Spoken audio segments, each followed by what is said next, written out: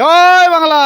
জয় বাংলা। মা মাটি জিন্দাবাদ, জিন্দাবাদ। মমতা ব্যানার্জি জিন্দাবাদ, জিন্দাবাদ। অভিষেক ব্যানার্জি জিন্দাবাদ, জিন্দাবাদ। মিনাজুল আরফিন জিন্দাবাদ। বলছি দাদা, আজকে আপনার এই চাকুলিয়া বিধানসভার দমদমা এলাকায় আপনার এলাকায় বিজেপির প্রার্থী এসেছিলেন, নতুন একটি পার্টি অফিস উদ্বোধন করবেন এবং কি বলবেন? তারা বলছেন এবার চাকুলিয়া বিধানসভায় তারা ক্ষমতায় আসবেন, কি বলবেন এখানকার প্রধান হিসেবে?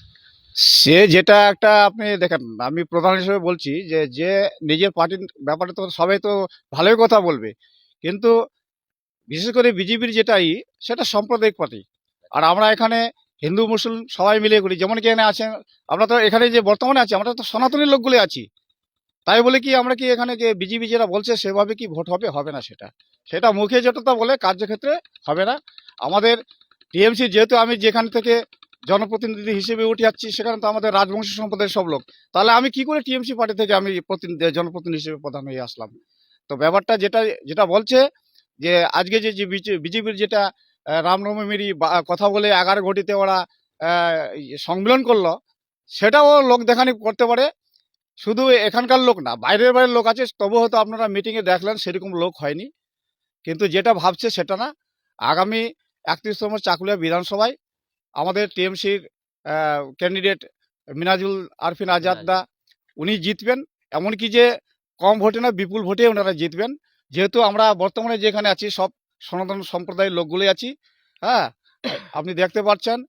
তো যাক, যেটা বলুক, আগামী দিনে আমরাই বিপুল ভোটে জিতবো এখানে, এটা আমার আশাবাদী। এবং মানুষও জানে যে এখানে টিএমসি ক্যান্ডিডেটই জিতবে। ওনারা বলছেন উন্নয়ন হয়নি বলে ওনারা আজকে বিজেপি 26-এ ক্ষমতায় আসবেন পশ্চিমবঙ্গে।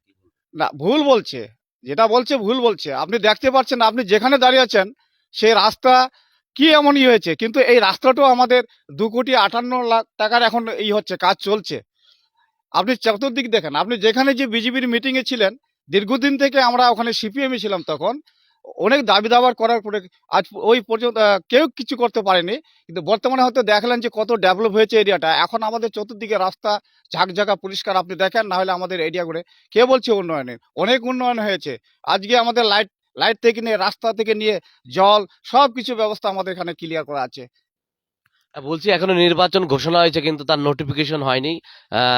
এবার তার আগেই যে বিজেপি উত্তর দিনাজপুরের ডিএম থেকে শুরু করে বিভিন্ন আধিকারিক, মুখ্য সচিব, চিফ সেক্রেটারি সবাইকে সরিয়ে দিচ্ছে, কি বলবেন সেই বিষয়ে?